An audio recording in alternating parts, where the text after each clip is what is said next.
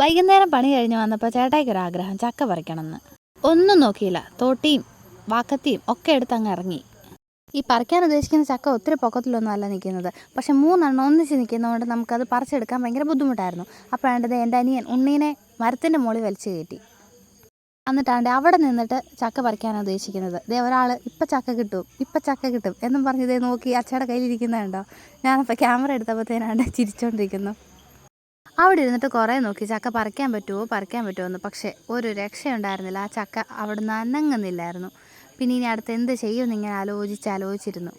പിന്നെ ഇതേ മുകളിലിരിക്കുന്ന ഐറ്റത്തിനെ നമുക്ക് അവിടെ ഇരുത്താൻ പറ്റത്തില്ല, അപ്പോൾ അതിനെ താഴോട്ട് ഇറക്കണ്ടേ. അതിന് വേണ്ടിയിട്ട് ഇതേ ഏണിയൊക്കെ എടുത്തിട്ട് വന്നിട്ടുണ്ട് ചേട്ടായി. എന്നിട്ട് പതിയെ നൈസായിട്ട് അതിനെ ഇങ്ങോട്ട് താഴേക്ക് ഇറക്കുവാണേ. പിന്നെ ഞങ്ങളിങ്ങനെ നോക്കിയിരിക്കുക. ചക്ക ഇപ്പോൾ കിട്ടുമോ, എപ്പോൾ പറിക്കാം, എങ്ങനെ പറിക്കാം, ഇങ്ങനെ ആലോചിച്ചിരുന്നു. ഞങ്ങൾ അടുത്ത പ്ലാൻ ചേട്ടായിനെ മരത്തിൽ കയറ്റാമെന്ന് വിചാരിച്ചു. ആയിട്ട് പിന്നെ അവിടെ നമുക്കിരുന്ന് പറിക്കാമല്ലോ. അങ്ങനെ ഇരുന്ന് ഞങ്ങളിങ്ങനെ നോക്കിയിരിക്കുക.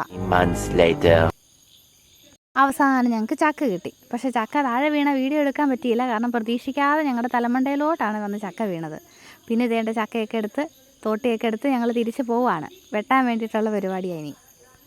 അടുത്ത ചക്കവെട്ടൽ പരിപാടിയാണ്. അതേണ്ട പതിയെ നൈസായിട്ട് ഓരോ സൈഡിലോട്ടൊക്കെ ഇങ്ങനെ കൊടുത്ത് വലിയ നൈസായിട്ട് ഞങ്ങളത് വെട്ടിയെടുത്തിട്ടുണ്ട്. ഇനി അതിനെ വീണ്ടും അറഞ്ചം പുറഞ്ചം വെട്ടിക്കീറണം. എന്നിട്ട് വേണം അതിനകത്തുനിന്ന് ചക്ക എടുത്ത് ഞങ്ങൾക്ക് പെട്ടെന്നൊന്ന് സെറ്റ് ചെയ്യാൻ.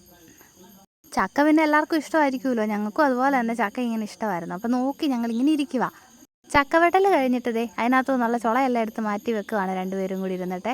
എന്നിട്ട് വേണം ഇനി ബാക്കി പണി ചെയ്യാനായിട്ട്. അപ്പോഴത്തേനും ഇതേ അത്രയും ചെയ്ത് കഴിഞ്ഞപ്പോഴത്തേനും പിന്നെ ഞാനും അനിയത്തിയും കൂടാണ് പിന്നെ അതിരുന്നുകൊണ്ട് ചക്ക മുഴുവൻ ക്ലീൻ ആക്കുന്നത്. ചക്ക ഒരുക്കുകയെന്ന് പറഞ്ഞാലും ഉണ്ടല്ലോ, അതിനകത്ത് 3/4 ഭാഗം ഞങ്ങൾ തിന്നുകൊണ്ടിരിക്കുമായിരുന്നു. അരിയുന്നു, അതിൻ്റെ കൂട്ടത്തിൽ എടുത്ത് തിന്നുന്നു. പിന്നെ ഈ മുഖത്ത് കാണുന്ന സന്തോഷം അത് ചക്ക കിട്ടിയതിൻ്റെ സന്തോഷമാണ് കേട്ടോ.